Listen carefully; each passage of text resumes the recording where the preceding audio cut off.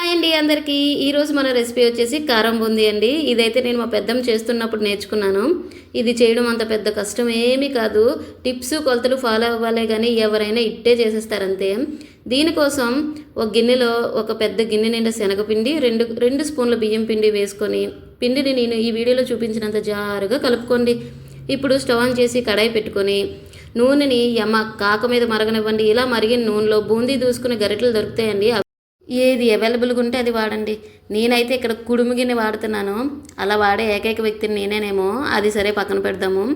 బూందీ వేసుకునేటప్పుడు పిలకలు తోకలు రాకుండా ఉండాలంటే నూనెకి 2 అంగుళాల పైనుంచి వేసుకుంటే మీ బూందీ పర్ఫెక్ట్ ముత్యాల్లాగా వస్తుందండి. చూసారా నేను చేసుకున్న బూందీ ఎంత బాగా వచ్చిందో.